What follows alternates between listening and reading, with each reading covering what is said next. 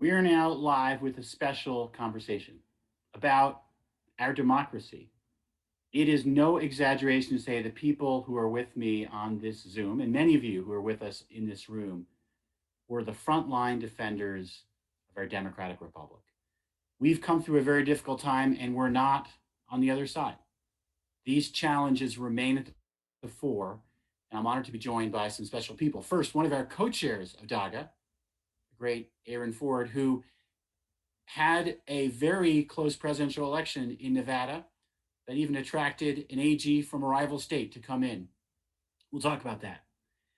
For those who watch MSNBC, you couldn't miss Dana Nessel, who has gone through a year that I know she would be happy not to have lived through, that include incredible challenges, and she handled that with incredible legal acumen, with grace, and with wit. For those who have not watched her cat video, I would strongly recommend it. And Jason Downs is someone who we're so thrilled to have here. He's the right hand to Carl Racine. And what Carl did that was powerful, and Jason had the laboring oar, was lead up a lot of work with states like my own, where we didn't have an election that was in the balance, so to speak, but we had a commitment to defending democracy, and that work deserves celebrating and discussing. So I just want to start high level, and really particularly this one is for Aaron and Dana. As you were engaged in this work with so much on the line and with maddening arguments made against you, how did you keep your head? Dana, why don't you go first? Oh, I didn't at all. I went 6 months without sleeping, both prior to the election with just an avalanche of litigation that was ensuing at a time, frankly, where, in 2018, we passed a constitutional amendment through a voter initiative to create no reason absentee voting. So we'd never had it in Michigan before. And we had a lot of litigation that ensued very early on. And it continued not just prior to the election, but obviously during the election, after the election, and honestly, until Joe Biden had his hand on the Bible and took the oath of office, I was still not certain that that was actually going to happen until that very moment. So it was a very, very painful period of time, and I wish I could say that I handled it, with without stress, but that's not true at all. And it was a constant battle the entire time. We worked with a lot of different outside groups, and I met every week with our Secretary of State and our governor to discuss ongoing issues. So we would sort of be in lockstep in terms of how we were going to handle any challenges to the election and to make sure that as many people could vote, who were eligible to as possible. So following that up, Dana, how afraid were you that the election would go one way, but the results of the presidential election would go the other? I was afraid all the time. I think that we like to think, or at least I liked to have thought prior to the events of 2020, that we had institutions in place that could prevent that from happening.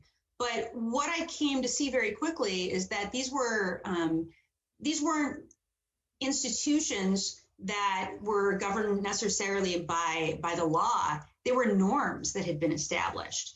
And I would say more than anything, what scared me to death were these canvassing boards, whether they were county canvassing boards or the state canvassing board, and to realize that people who were in positions that you had never heard of these people, let alone knew how they got appointed to these particular boards to begin with. And suddenly they have the ability to completely undermine the election in a state of over 10 million people, where we had, the most participation that we'd ever had in a presidential election. And to know that a handful of people could undermine it was terrifying. And I think there were many times where we came very, very close to having, to losing everything, let's just say. And I mean, I could, I spent hours talking about it. You all might remember when Donald Trump flew out our Senate Majority Leader and our Speaker of the House for a private meeting in the Oval Office, where there was a discussion between them and Rudy Giuliani on the phone And he was trying to convince them to sort of overtake the slate of electors and to undermine the certification of the 83 counties in our state. And we came very close to having that occur. So at all times, we were very worried about that happening, and it almost did happen. Aaron, I know you had to confront challenges that were also difficult and called on you to keep your head.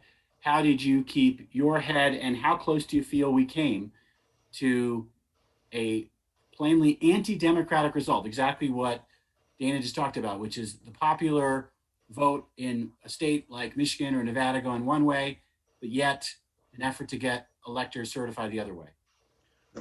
Phil, great to be on your screen with you. It's a very important topic, and I'm always delighted to be on here with Dana because she and I we pledged together, so to speak, trying to get to this particular seat, and so did you, Phil. And one of the things that we probably can all say was we've been engaged in things that were not in the job description, so to speak.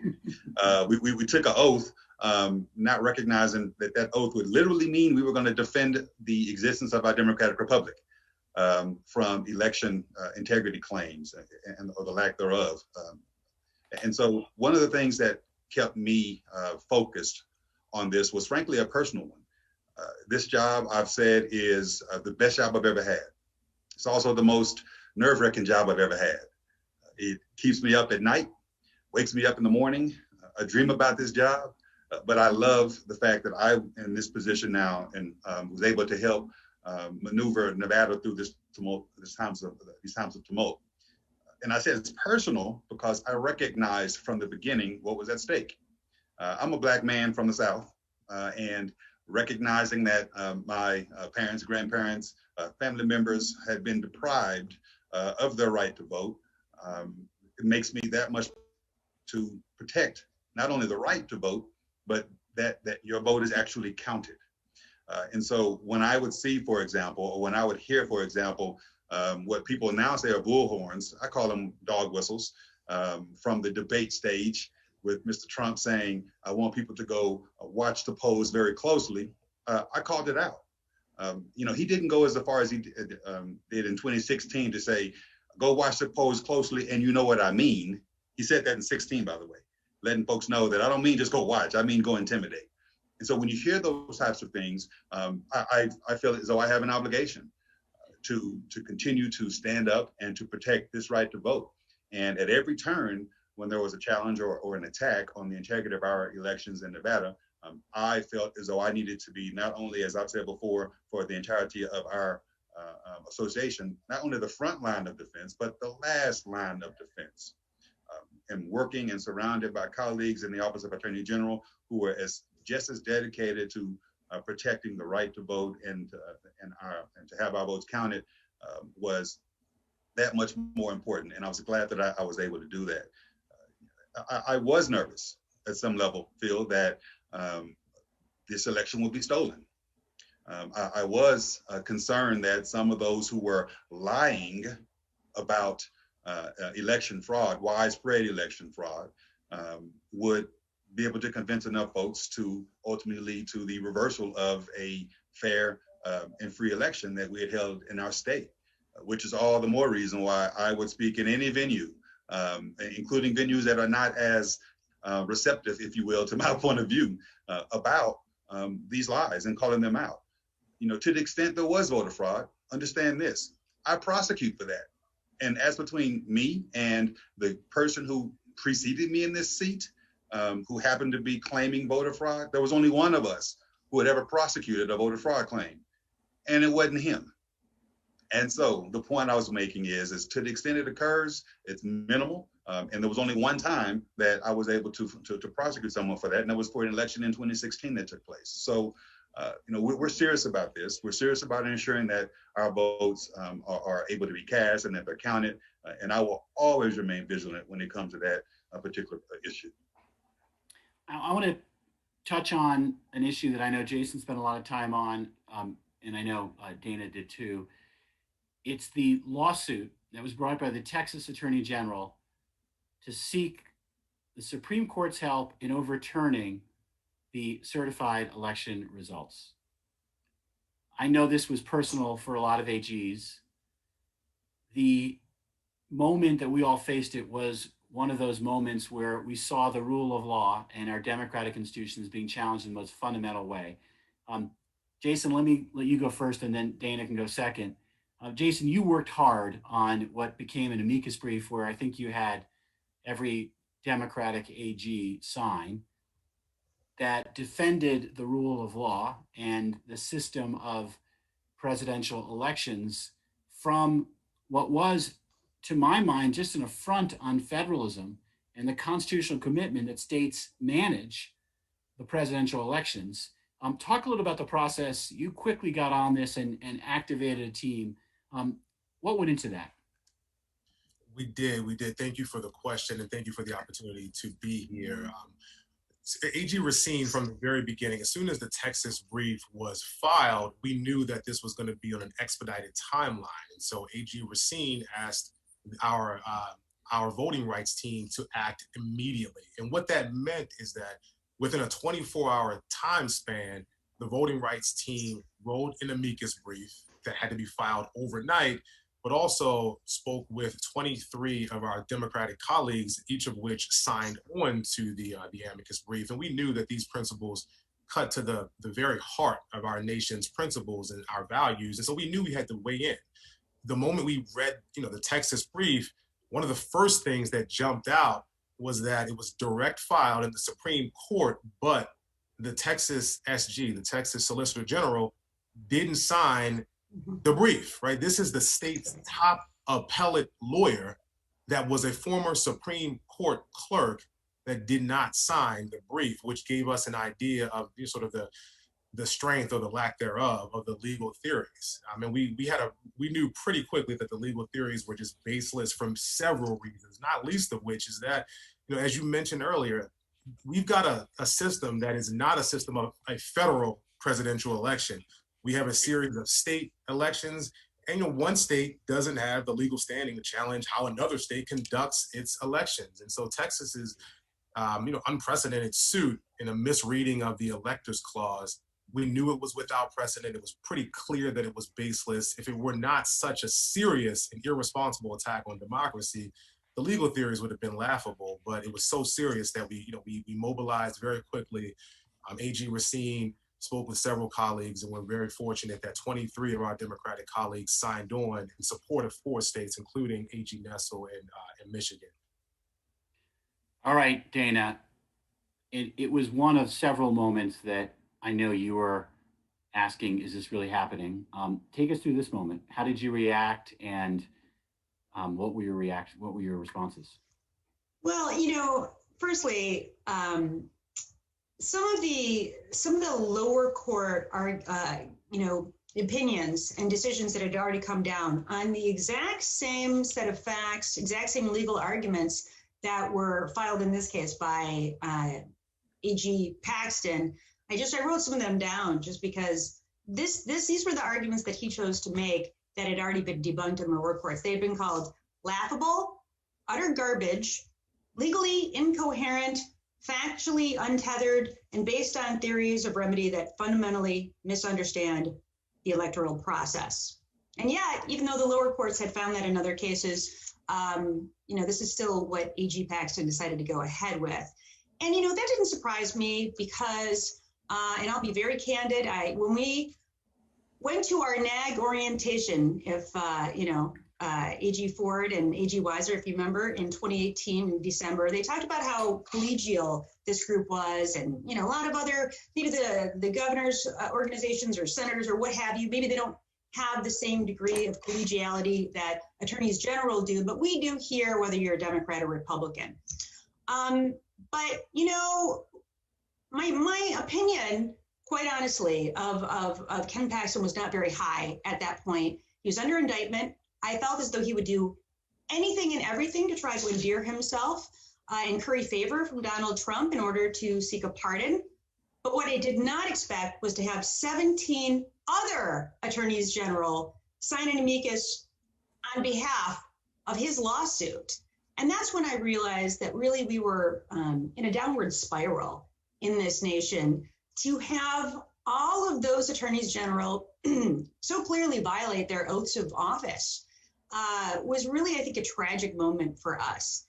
And, you know, to me, I never believed for a second that they would be successful in this effort, but it didn't stop me from being overwhelmingly sad that they were even trying to do that. And what I often said about it was, could you imagine for all of those states, could you imagine, you know, Michigan is a swing state, obviously, and we sometimes we vote for a Republican and sometimes we vote for a Democrat for president.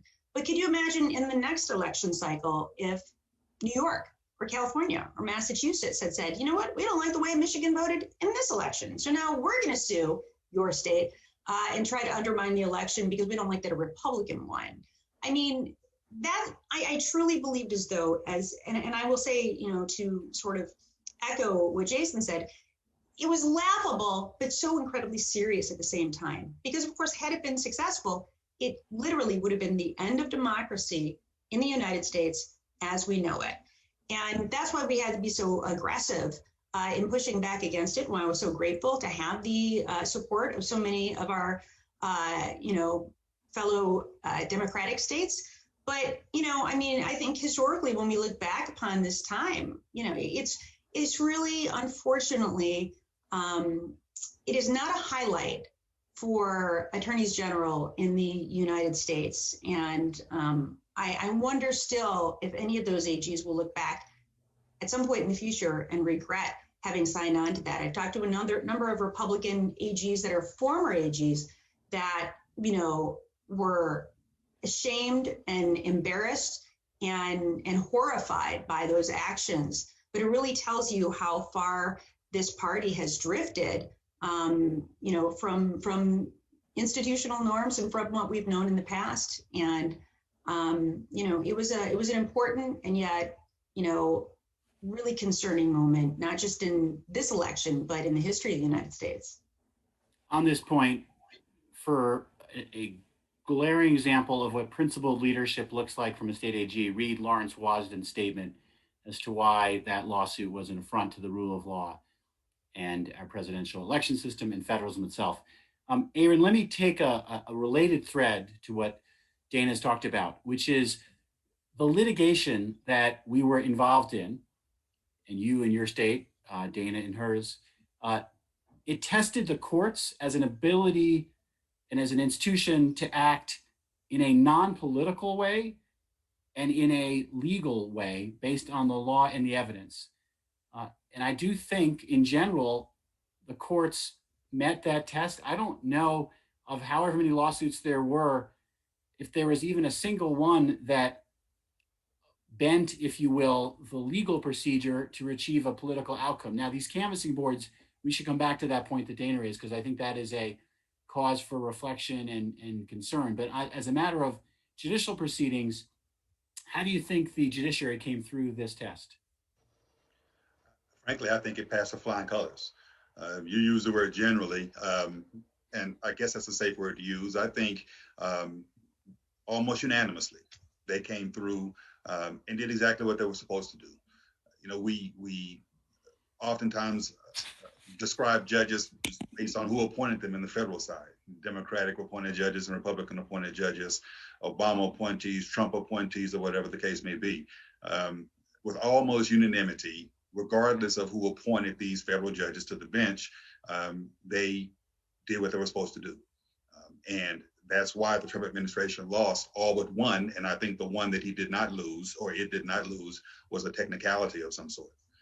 And inside my own state of Nevada, I was very proud of the fact that, likewise, our judicial bench, which is, it's an elected bench that obviously is going to be held accountable one way or the other for how they decide things. If the populace doesn't care for it, still withstood the scrutiny, still did their jobs, kicked out frivolous. Well, I shouldn't use frivolous because I guess that's a term of art, but kicked out what I consider to be frivolous lawsuits and looked for evidence. As I said several times, again, whether it was on the medium of TV or on Twitter or otherwise, it's really easy to stand up and give a press conference or to put out a press statement or to put out a tweet talking about all these instances of dead people voting or voter fraud taking place. It takes evidence in order to win in court. And that's the reason why they wouldn't bring the evidence, because it did not exist. And when and the stuff that they did bring did not constitute admissible evidence in any event. And so they lost. And the judges stood by their decisions all the way up and down, even through the state Supreme Court, which had to entertain the last ditch effort to undermine the electoral process here. So I'm very grateful for the judges who had to endure this, what I've said is nonsense. That description, Dana Nessel, that you said someone called it utter garbage, it could have been me, because I absolutely called one of the Trump lawsuits garbage.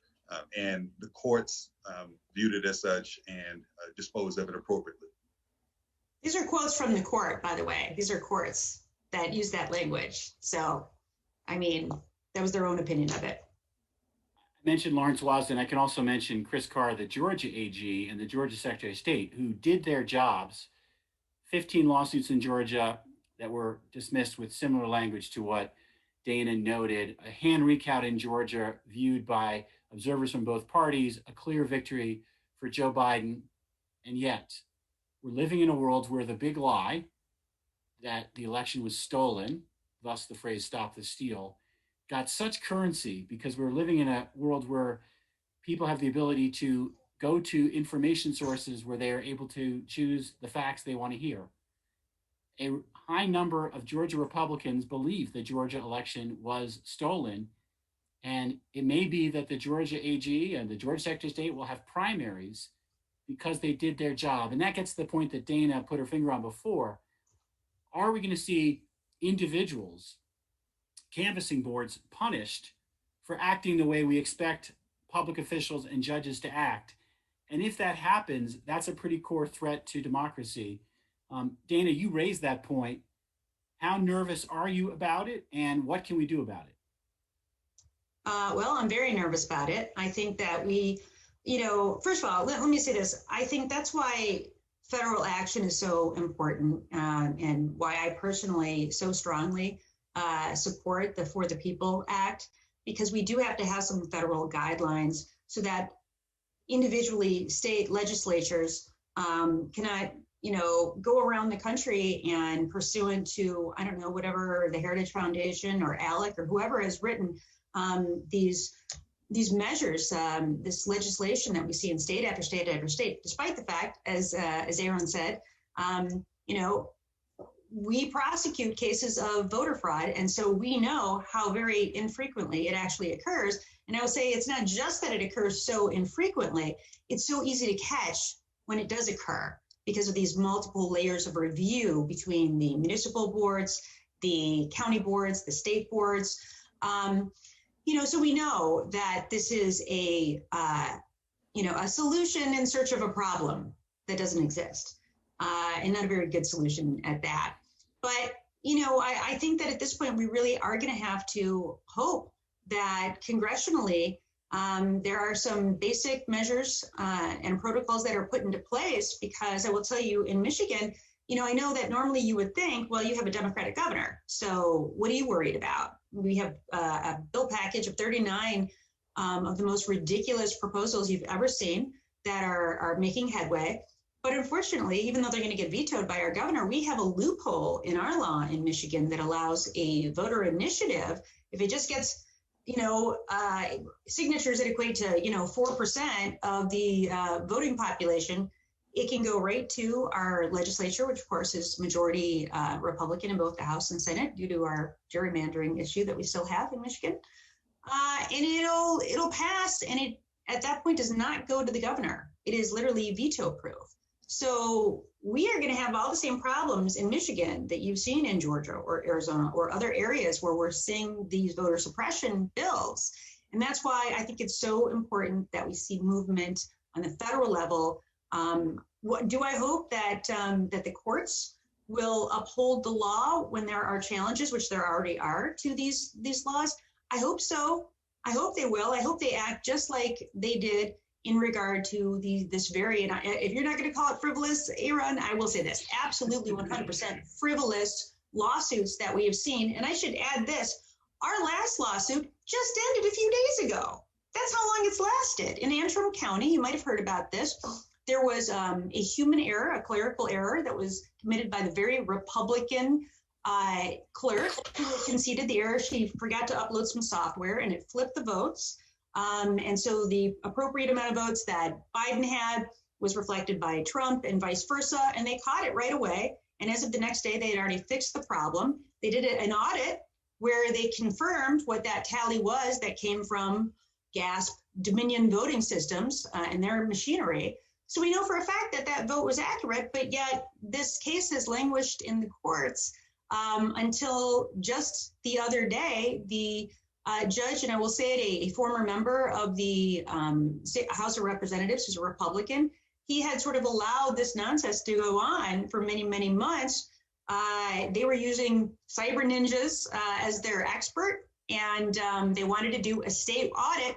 And I think this judge, as far right leaning as he is, took one look at Arizona and the shenanigans there and was like, hell no, we're not doing that in Michigan. And he finally just dismissed the case just a few days ago. I think he entertained it for as long as he could, but unfortunately it generated a lot of conspiracy theories. And, you know, I was the subject of a fraudumentary done by the My Pillow guy. And the only reason I knew about it is because of all the death threats that I got in right after it aired. But my point is that we have to hope that the courts will do the right thing in terms of challenges to, you know, all of the action that we're seeing right now, and in the event that we have boards of canvasser that do not act appropriately. But really, we desperately need the For the People Act to pass in DC. So there's a question, I'm going to frame it and then let Jason take it first. And it picks up something that Aaron had mentioned before, which is that when we hear and we think historically about voter suppression, it is targeted, generally on the basis of race, particularly historically African Americans, but other people of color. And the example of Georgia is one that we think a lot about because that was a state where those practices were tried and in some cases perfected. Think about the use and abuse of so-called literacy tests or poll taxes. We have a Voting Rights Act that was passed with great effort. Think about John Lewis and Selma to get it. Section 5 of that law, the preclearance procedure, was gutted. In the Shelby County case, Ginsburg famously dissented, saying that throwing out that procedure was like throwing out your umbrella in a rainstorm because you weren't getting wet. We have a Section 2 that stands against efforts to undermine access to voting on the basis of race. That is now before the Supreme Court.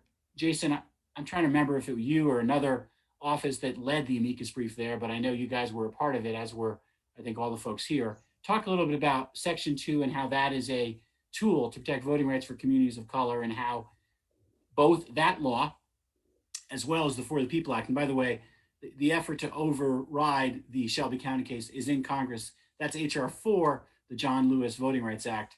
I would add that to my wish list with Dana on the For the People Act. So Jason, talk about Section 2 in that case of the Supreme Court. Absolutely. So AG Racine led a coalition of 18 attorneys general in a case where we are asking the Supreme Court to preserve Section 2. And as you mentioned earlier, Section 2 prohibits not only sort of discrimination that is obvious, but discrimination that could be facially neutral as well if it has a disparate impact or discriminatory impact on race. There are certain clauses or certain laws that have been put in place that seem to be neutral, but they can result in a denial or an abridgment of the right to vote, specifically of people of color. If you look at laws that have been recently enacted, places like Georgia, for example, laws that are preventing folks from handing out water while people are waiting in line, that is specifically designed to suppress the vote. And we are keeping an eye on legislation like that across the country so that we can be prepared to challenge it. We're challenging the case in Arizona right now, where we led the 18-state coalition. And we plan to keep an eye on legislation all around the country, one of which is occurring in Texas right now. We're keeping an eye on that legislation. And we're keeping an eye on, frankly, any policy that could create a discriminatory result, because not only if it's facially neutral, that's one thing, but if the result is what's important. And we're trying to keep an eye on those laws and those legislation that's popping up across the country. Jason, on behalf of all Democratic AGs, thank you. Thank AG Racine. The investment of time and leadership in this area, it's so fundamental. Let me talk for a minute about Georgia and go back to Aaron on this point. The Georgia primary election in April was studied, and the conclusion was if you lived in an African-American community, you had to wait online 55 minutes to vote. If you lived in a white community, it was a 6-minute wait. That echoes to the points you made earlier about, again, and Jason's point about Section 2, disparate impact, that these restrictions often do have a disparate impact on the basis of race. And I believe it was in the record, and even at the oral argument at the Supreme Court in the Section 2 case that Jason described so well, when the lawyer for the RNC was asked, why are you trying to keep certain communities of color from voting? The Republican National Committee person said, well, they're not voting for us, so we're not discriminating on the basis of race. We're just trying to protect our majorities. Aaron, you mentioned this issue before. Share some of your thoughts on it and talk about your vigilance as we all work to defend democracy and racial justice. Listen, those are great points, and it's a great reminder. One that I constantly have in my own mind. I frequently told the story about my father-in-law when I was inaugurated in 2013 to the state senate for the first time. He was there.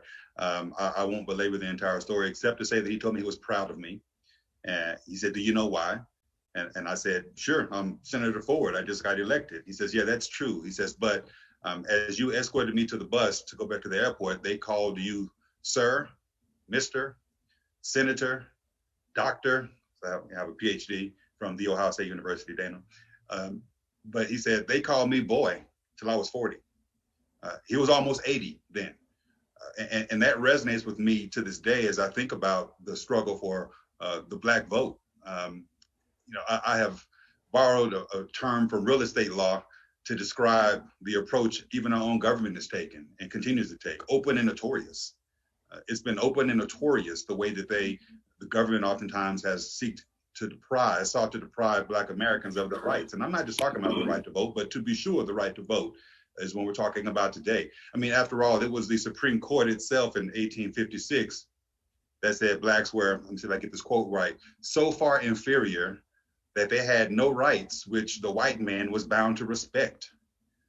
And in that dreadful decision, yeah, pun intended on that dreadful decision, the court expressly said that Blacks were, again, I'm going to paraphrase this, altogether unfit to associate with the white race, either in social or political relations.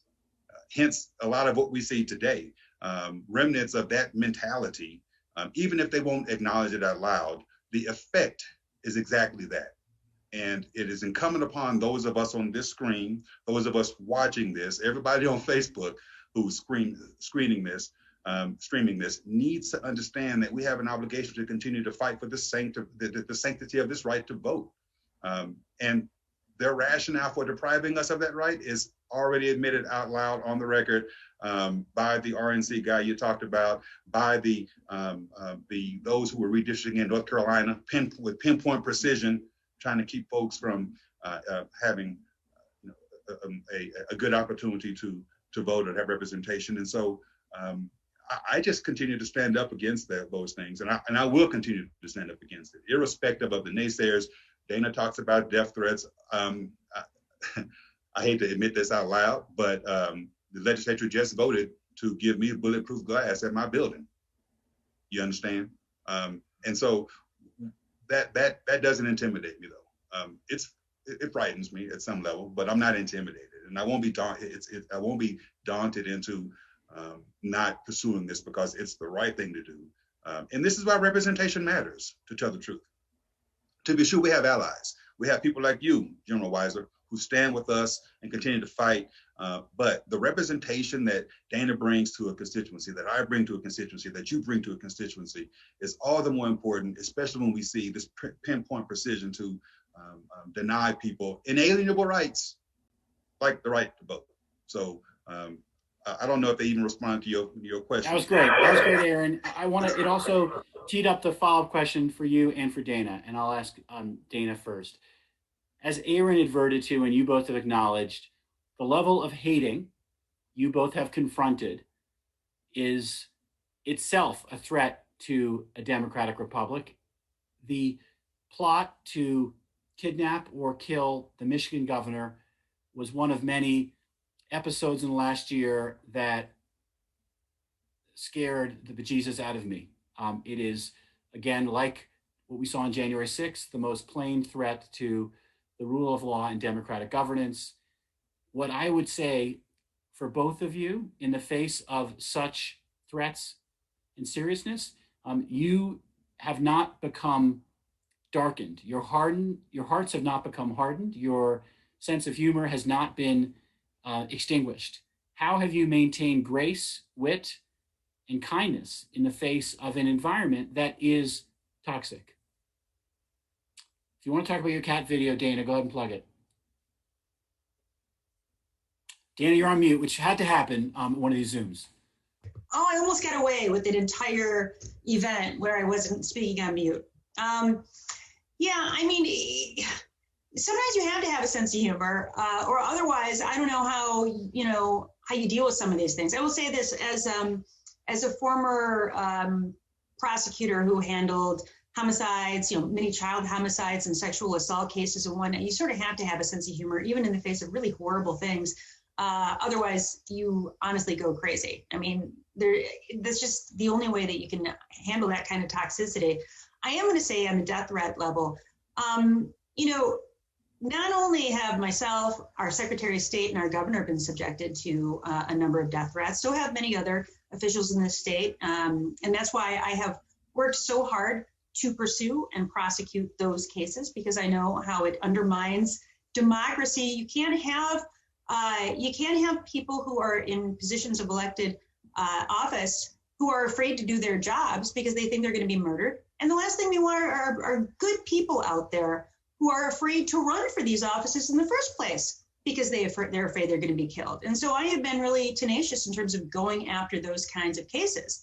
That being the case, the legislature in Michigan just voted to strip myself and the Secretary of State of any funding for security for either of us, even knowing all the death threats we've been subjected to.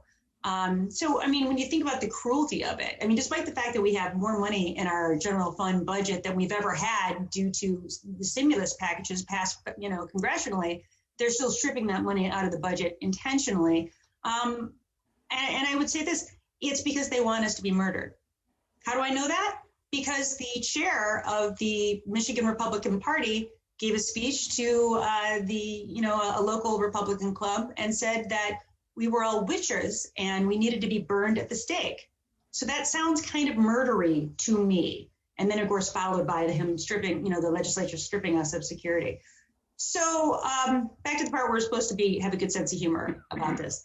I will say this, you have to, or else you just can't do your job. But what I did during the course of the events involving the governor, I was privy to what was happening during the course of the plotting and planning stages, because there were FBI agents that, were involved as informants.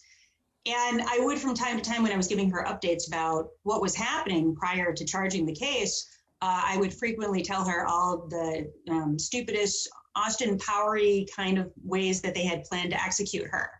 And I would frequently call up and be like, you got to hear this. The sharks and laser beams, and it's a whole thing. And she finally said, Dana, I appreciate you keeping me updated on this, but I don't need this level of update that you're providing to me. So, and I was like, all right, I just thought you'd be entertained. And it turns out she was not at all.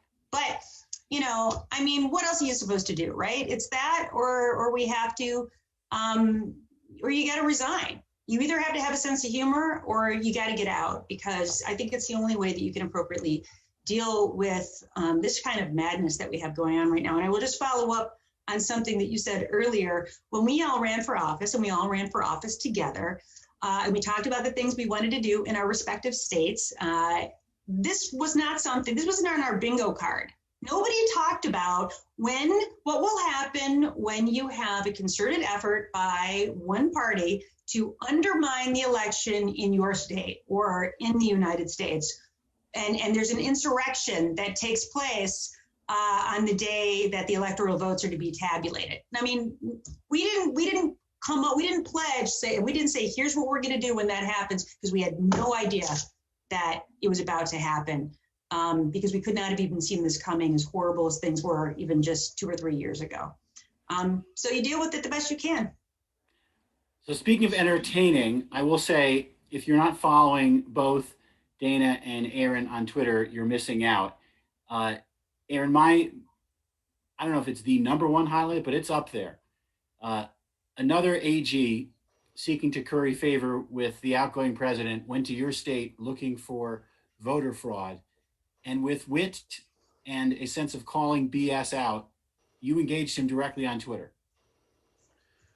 Yeah, so listen, I think I don't know if that would have been considered funny per se, or trying to use humor, because truth is, I wasn't trying to be funny then. I was serious.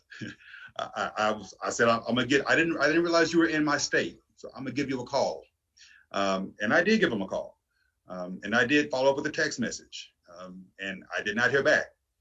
Until very recently, when we happened to be in the same room together and we actually had a conversation around this. And that's one thing about this, right? I think by nature, I try to be amicable. I try to get along with folks. I like to I like to kid, laugh, and joke, but I don't play when it comes to these types of things.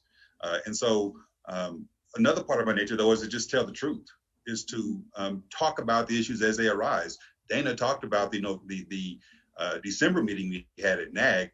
Before that, Phil, you may recall, there was a meeting we had, I think it was in South Carolina, where I said out loud to this notion of collegiality that it's kind of hard to believe the way y'all just attacked us on a personal level as we ran for office. But I said it out loud, and I said it out loud because I think it's important for folks to know how I feel about things. I don't want you tricked. I don't want you to feel like things are okay when they're not. And so I will raise the issue, and I will raise the questions, and we will have the conversation. It's not my job to make you feel uncomfortable, but it's not my job to make you feel comfortable either. I just want to tell the truth about the issues and see if we can get to a resolution around these things. And so that's how I operate. If humor can help me get there, then I will use it. If a lack of humor and direct, strenuous, tough conversation is the way to do it, then I'm willing to do that as well. So part of the challenge we have in this moment, I'll go back to Jason on this, is in a world where toxicity and demonization are on the rise, we as lawyers, we in Attorney General's office, are stewards of institutions that are responsible for serving and protecting people. And so, Jason, how, as you think about your leadership role in the DC AG's office, do you tune out? And you're in the center of the toxic cesspool that is Washington, D.C. There's no place right now in the country where this toxicity, this demonization is greater. How do you tune all that out and focus on the important work of serving and protecting people? Well, AG Nessel and AG Ford made good points about humor. I mean, AG Racine utilizes humor in a way that is both, endearing, it's humanizing. I mean, he's got a larger than life personality. He's and from the chief deputy perspective, or frankly, from the staff perspective, attorneys general around the country, you all have a larger than life perspective. And so when we see you using humor, it humanizes you in a way to us that is endearing, and it also sort of encourages us and makes us more likely to interact. It also helps staff, it boosts morale for staff. It helps break through tense situations. Even in high stakes negotiations, I've seen AG Racine, be very stern. I've also seen him use humor in a conversation with opposing counsel that really helps us break through a really tense situation. So I agree with all the comments that have been made about using humor. And that's one way we try to sort of stay sane here in the district. Another way is that we stay laser focused on facts. In a time where facts seem not to matter, where a lot of the challenges to voting rights have been based on purported widespread fraud, we stay laser focused on what the facts show us instead of what someone's theory of the facts are. And the fact remains that things like mail-in voting, specifically, that has been a trusted method of voting since the Civil War era, right? When soldiers were voting away when they were at war. And since then, military personnel that have been stationed abroad have been using absentee ballots with, virtually no claims of election fraud. And so we stay focused by, not only staying in the moment, but looking at history as well. If you go back to the year 2000, between now and for the last, I guess, 20 years or 20 to 21 years, more than 250 million people in all 50 states have voted using mail-in ballots. And in 2018 alone, more than 31 million Americans, or about 25% of voters, cast their ballots through the mail, right? And so despite the fact that voting via mail, absentee ballots, that's been a trusted part of our democracy, dating back at least to the Civil War. We stay focused on the fact that is, the facts matter, and that we look at what the data shows us. And so it's never been a surprise to us when folks like, the Federal Election Commissioner, Ellen Weintraub, saying that there's just no evidence that voting by mail causes fraud. That never surprised us in the district. And when, judges from all political spectrums, from judges that were elected, judges appointed by Republicans, judges appointed by Democrats, all of which soundly rejected theories of widespread voter fraud, that didn't surprise us here in the district, because despite how tense and how serious the situation is, we try to stay focused on the facts. Well, I'd say a couple things. AG Racine and I worked together after January 6th to get 47 of 51 state AGs to condemn that attack and to call for accountability. For those wondering, the Texas AG was not one of those 47, per Dana's earlier comment. The January 6th level of hating obviously shows a pain that we will take a long time to heal. It's now being talked about in Congress, idea of a commission. Another thing that is being talked about, Jason, I want to acknowledge AG Racine, has been how do we address rising hate crimes? And that's been his leadership initiative as he's the president of NAG. I want to let Dana and Aaron also comment on this, because all of us come from groups where hate crimes and hate speech have been a longstanding point of pain. But maybe speak for a minute on behalf of AG Racine about why this initiative matters so much, and then Aaron and Dana can talk about it as well.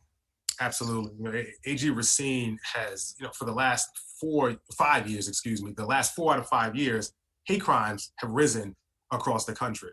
And what's terrifying about that is that we don't even have accurate data to tell us the extent of hate crimes in each state. And so what AG Racine has been focused on doing is not only raising awareness for hate crimes, but also finding a way to incentivize states to actively collect hate crimes and report them to the federal level. And we're very fortunate today that the No Hate Act actually passed in Congress. And that was, AG Racine was, he spearheaded part of the effort to ask Congress to enact that legislation. And we're very proud of that here in the district. We know there's a lot of work to do, but collecting the data and identifying the scope of the problem, that's a baseline fact that we must do. And we're proud of the fact that we took a good step today toward accomplishing that. Aaron, as we look forward and we think about our national motto, E pluribus unum, for many, one, and we seek to heal and rebuild our institutions, what are your thoughts on how we best do that? Well, I think it's to acknowledge all of the words. From many, one. We are many. I am an African American with a particular perspective on our country. There is true history around what has happened in our country that has to be talked about, dealt with, expounded upon, recognized, appreciated, so that we can in fact become one. It is again a matter of telling the truth and having tough conversations. I talked about the conversation with my colleague from across the state who came into my state. Excuse my colloquialism. We cool now. I've had my conversation. I've said my piece. I said what I had to say about it. He heard what I had to say. And we're going to move on. We can try to get closer to that oneness, so to speak. But it does take a recognition. It does take truth for us to recognize that there have been discrepancies, and this hate stuff is real stuff, and it affects us. I mean, it is an unfair burden and a trauma that many of us have to carry, for whatever reason. when it relates to hate. And I'm a quick story, and then I'm gonna be quiet because I know we're running out of time, and I want Dana to be able to chime in as well. But I'm just reminded, and here's what keeps me going. My motivation has changed over the years, but my most recent motivation is learning about my fourth great grandfather, William Berry, who was a slave in Arkansas, about to be sold on the auction block. And he said, no, you won't sell me. I have wife and children, and I want to stay with my family. And he stood up for his humanity. So they didn't sell him. They killed him on the auction block right there. And then they sold 3 of his sons to a slaver in Texas. And one of those sons is one of his sons is my third great grandfather, and on and on and on. I sit in this position right now with the same fight for humanity that was in his blood. His DNA is in mine. And I will continue to fight from this perch right now for the humanity of all of us. We are all individuals, but we can become one, recognizing those facts. Dana? Well, I can't beat that story. I mean, how am I supposed to compete with that? And also, I'd like to know how you have all that information. One day we'll have to sit down and talk, and you'll have to let me know how that was passed down to you. Let me say this in terms of things that need to happen. I think for those corporate actors, which thanks to Citizens United have the opportunity to participate in our electoral system and literally buy and sell elections and candidates, I think it's important for them to hear and to understand this. When it comes to what's happening right now, know this. If you continue to support candidates or elected office holders that don't support democracy, that is bad for capitalism. That is not going to be good for whatever corporate entity you represent. And here's why. In order to have the free market, we need a free country. And oligarchies, autocracies, not very good for capitalism. I guess you can ask people who try to do business in Russia or China or other areas where they don't have democracies. And so I would ask for all of those who are not used to getting in and either don't support Democrats or also support Republicans, be circumspect and think wisely, and carefully about who you're going to support with your money. Because ultimately, by supporting candidates that do not support the democratic system and throwing us into a very dark space where we no longer truly have a democracy is not necessarily going to be very good for whatever business interests you represent. And in fact, I would submit to you maybe the end of whatever kind of business interests it is that you represent. And so we all have to push back, no matter who we are, against these threats to our democracy and to ensure that our nation survives. Because right now we can't be very certain of it, can we? And so we have to work as hard as we ever have, if not harder, in order to preserve what we've worked so hard to build over these many years in the United States. And from now on, you should probably just end with a run. Well, a few closing thoughts there, Dana. One is the rule of law in our democratic republic is on the line. Ben Franklin left the Constitutional Convention and said, you have a republic as long as you can keep it. We're stewards of that tradition, and we'll keep doing that important work. And I do respect those companies and organizations like Major League Baseball that said, not okay what happened in Georgia, and we're having the All-Star game here in Colorado, where we have the gold standard of elections because of it. But also back to Aaron's point about empathy and a commitment to be e pluribus unum, I just want to end on a positive note. I was earlier this week in Colorado Springs, town hall on opioids. The man stands up and says, I want to say how important this is because I lost my wife, who is a master's to the opioid epidemic. She died. And I lost my son. And he had his other son there. And the other son and I were talking afterwards, and the other son, who had the worst tragedy ever, said to me, I'm sorry that your family had the trauma you had surviving the Holocaust. We are at our best in Americans when we're all in it together, caring about one another.